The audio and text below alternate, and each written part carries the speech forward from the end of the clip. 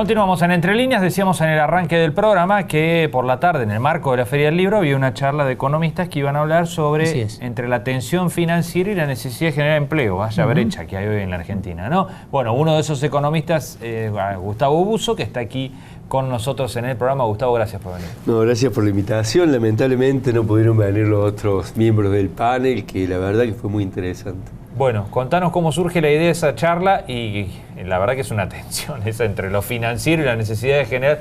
Parece que estamos todos mirando lo financiero hoy, ¿no? Sí, bueno, claro, precisamente porque este es un modelo de valorización financiera. Me pareció una muy linda iniciativa que de los organizadores de la Feria del Libro y de la Asociación Gremial Docente proponer un espacio de debate sobre la economía y la política argentina. Y me parece que es muy pertinente el título entre la tensión entre la cuestión financiera y lo productivo y el empleo, porque bueno, este sería una tercera experiencia histórica que tenemos en Argentina, desde, si quieren, desde el año 75, el Rodrigazo en 1975 y en el 76 con Martínez Dios y Videla, sería el tercer fracaso consecutivo de un modelo de valorización financiera. Que eso lo intentamos mostrar ahí, fuimos 4 los expositores, y donde con información oficial pudo quedar muy en claro los efectos de un modelo de valorización financiera, en donde la deuda ha sido un modelo de endeudamiento externo, lo mismo que en los años 90, lo mismo que en la época de la dictadura. Recordemos que la dictadura empieza con 5.000 millones de dólares y 7 años después termina en 45.000 millones de dólares. En 7 años tomó 40.000 millones de dólares. Este gobierno tomó 190.000 millones de dólares en casi 4 años, ¿sí? De los cuales... Y por primera vez el problema de la deuda le explota al mismo gobierno que la genera, ¿no? No es habitual. Claro. Porque acá hay algo raro, digamos, ¿no? Porque uno dice, a ver, ¿por qué estamos en la situación que estamos? ¿Será que no nos apoyaba la potencia regional como Brasil? No, la tenemos a favor. ¿Será que no nos apoyaba la principal potencia mundial, Estados Unidos? No nos apoyaba. ¿Será que, como a Venezuela, pongámosle, no nos prestaban plata? Bueno, nos tomamos 190.000 millones de dólares, eso sí que viento de cola. Ahora, ¿qué pasó? Estamos en default. ¿Qué pasó? Estamos, nos dejan en la máxima vulnerabilidad externa, un default selectivo, este reperfilamiento, que es un default, porque no se está pagando, y en la puerta de un estallido social que no ocurre, como está ocurriendo en Ecuador, otro modelo neoliberal dolarizado.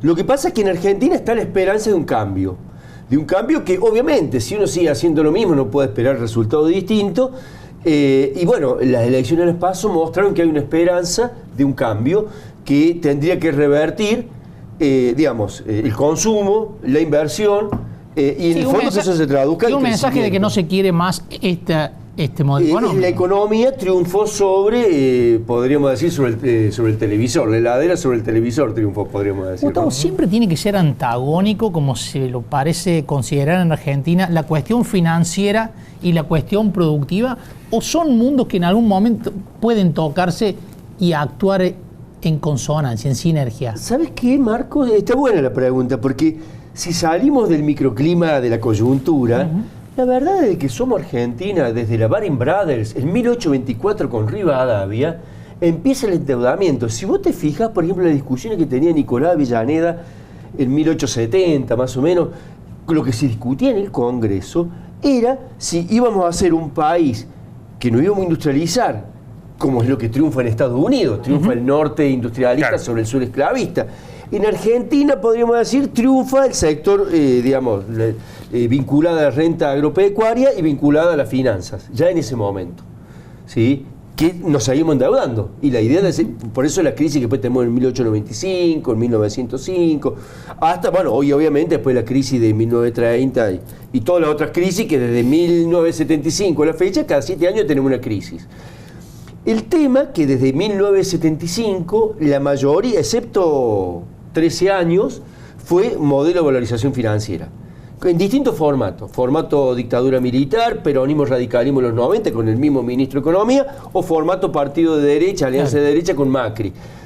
Siempre los modelos de valorización financiera y fuerte endeudamiento externo han llevado a crisis externa en Argentina, que pasamos de problemas de liquidez de dólares, de faltante de dólares, a problemas de insolvencia. Eso es lo que ha pasado ahora, ¿sí?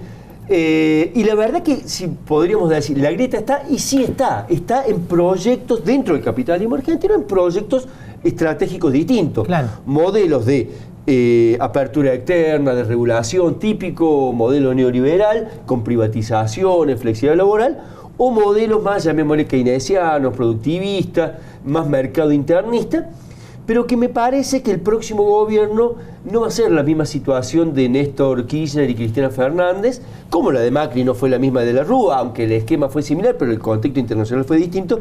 El próximo gobierno tiene que reactivar el mercado interno necesariamente, esto es ponerle dinero en el bolsillo de la gente. Como dice el eslogan, claro. Claro, como dice el eslogan, esto implicaría en términos macroeconómicos que crezca el consumo porque los salarios se empiezan a actualizar por encima de la inflación, lo mismo las jubilaciones, y eso dinamiza el mercado interno para que digamos, hoy tenemos de cada 6 máquinas, cada 10 máquinas, 4 o 5 están paradas. Claro.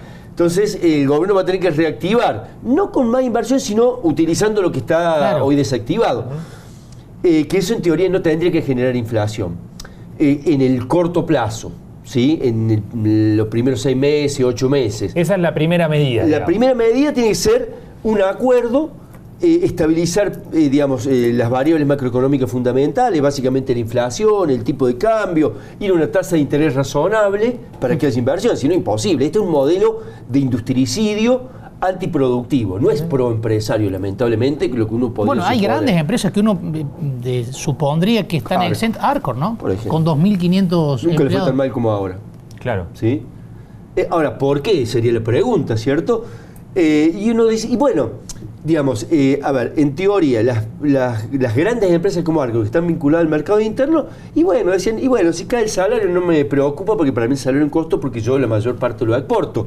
Ahora, las fábricas que tenemos, por ejemplo, en Río Cuarto, las fábricas de pastas, pongámosle, las metalmecánicas o las que sean, que dependen más del mercado interno, el salario es parte también de la demanda. Entonces, si se cae, y el consumo en Argentina, el 70% del PBI, se cae eso, te tira todo para abajo. Si encima ajustás el gasto público para abajo, ¿sí? Ya tenés 2 componentes de la demanda agregada que se te van para abajo. Y encima, por autodecisión, ponés la tasa de interés al 70%, te hace inviable cualquier inversión, tiras todo para abajo, lo único que te queda es que te tire la exportación para poder crecer. Ahora, ¿cuál es el panorama internacional? Es de guerra comercial. Claro. Todo el mundo está cuidando la producción y el empleo local. Solamente Brasil y Argentina, como hemos dicho en otros programas, se abren a lo tonto, ¿sí? Y se te invade de productos. Pero encima, achicar el mercado interno, abrir la economía, generás costos, subís todos los costos porque dolarizás tarifas. Claro, ¿qué le pasa a todas las pequeñas y medianas empresas? Baja la tasa de ganancia, por lo tanto no hay inversión, no hay crecimiento económico, no hay generación de empleo. Hay que hacer un giro de 180 grados. Gane quien gane, incluso te diría si gana Macri. ¿Sí? De hecho, ha tenido que tomar medidas que están fuera de su recetario. Claro, una no las hubiera pensado. Sí, que no lo hubiese pensado, digamos. ¿Sí? Gustavo, ¿es posible, cuando uno habla de estas cuestiones, es posible sentar en una mesa y es necesario sentar en una mesa a todos los actores? Vos decías recién, bueno, habría que meterle plata en el bolsillo a la gente, eso no va a generar inflación porque hay mucha capacidad ociosa. ¿Estamos seguros de que no va a generar inflación? Bueno, Argentina es un país superinflacionario, hiperinflacionario. Digo, porque hay una parte que es especulación, ¿no? Sí, siempre hay que entender, primero, yo creo que este es un diseño de política económica que yo, bueno, lo vengo denunciando o advirtiendo desde diciembre del 2015 que iba a tener serios problemas. Como siempre digo, si bien yo era pesimista, quedé optimista porque fue peor de lo que yo pensaba, que era muy pesimista. ¿Sí? O sea, pensemos que el gobierno en el 2016 decía que la inflación iba a ser del 6%, estamos casi en el 60%. Decía que el dólar iba a estar a 23, estamos 3 veces más, estamos en 60%. ¿Sí? Decía que le íbamos a pagar a los fondos buitres para no recurrir al Fondo Monetario. Fuimos al Fondo Monetario, nos dio el crédito más grande de la historia, el 60% del crédito que tiene el Fondo Monetario en el mundo, y así todos estamos en default. ¿Sí? O sea, realmente creo que el diseño ha estado mal y la gestión ha sido mal. Hay una corresponsabilidad con el fondo, obviamente. Ahora, el tema del pacto para pensar en la inflación, yo creo que tiene que haber un triple pacto. ¿Sí? En términos temporales hay uno de corto plazo para estabilizar y otro que establezca las líneas centrales del desarrollo, del crecimiento y la inclusión social y el tipo de inserción internacional, que tiene que ser distinto a este.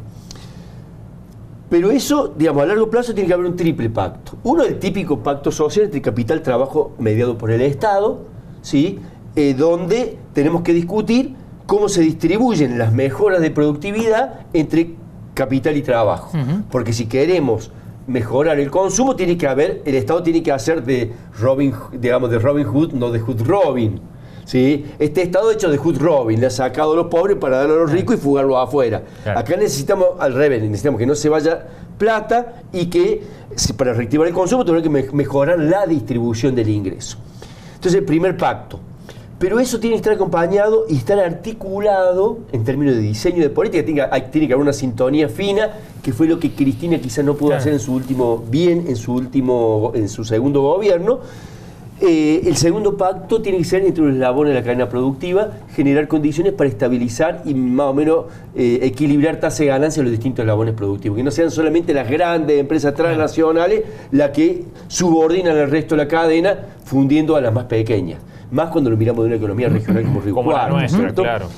Entonces eso es un pacto productivo, llamémosle. Entonces, pacto social, pacto productivo, y queda un pacto territorial, que tenemos que repensar, lo acaba de decir el secretario de Economía de la Municipalidad de Río Cuarto.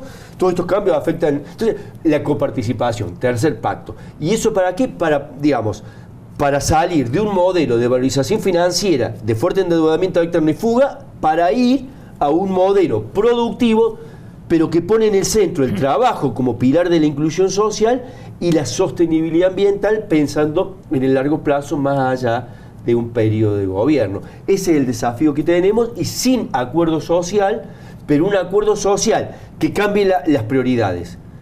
¿Sí? Que no vaya a un pacto como nos propuso el presidente en mayo, que lo central era cumplir con la deuda externa y la flexibilidad laboral, sino que tenemos que priorizar la deuda interna más que la deuda externa. ¿Sí? Consumo, inversión y producción. Si no, no hay crecimiento y no hay posibilidad de pagar la deuda externa, porque la carga de dólares respecto a las exportaciones que tenemos, que son los únicos dólares genuinos, es impagable esta deuda. Gustavo Busso, muchas gracias por venir, como siempre un gusto. Por favor, muchas gracias a ustedes. Gracias, Gustavo. Bueno, hemos hablado un poco de todo, ¿no? Más que nada de economía y de la realidad política nacional. Hemos tenido un candidato a vicepresidente, a Juan Manuel Urtubey, y también hace un ratito hablamos con el secretario de Economía, con algunas definiciones importantes respecto, por ejemplo, al reperfilamiento que está esperando Río Cuarto, porque si bien, dijo Antonetti, los compromisos de deuda de noviembre están garantizados, ya tiene los recursos necesarios para cumplir con estos 200 y algo de millones de pesos. La complicación va a ser el año próximo, y ahí Río Cuarto piensa incluirse en el esquema de reperfilamiento, renegociación, como se quiera llamar, de aquí en más, a la rediscusión de la deuda que va a tener el país. Bueno, así que bueno, un título ahí, ¿no? Mientras intenta diagramar de alguna manera el presupuesto del año que viene, ¿no? Sí, nada fácil. Nada fácil. Nos despedimos. Así es, nos vamos. Nos vamos a reencontrar el próximo jueves a las 21, como siempre, aquí en Entre Líneas. Adiós. Chao.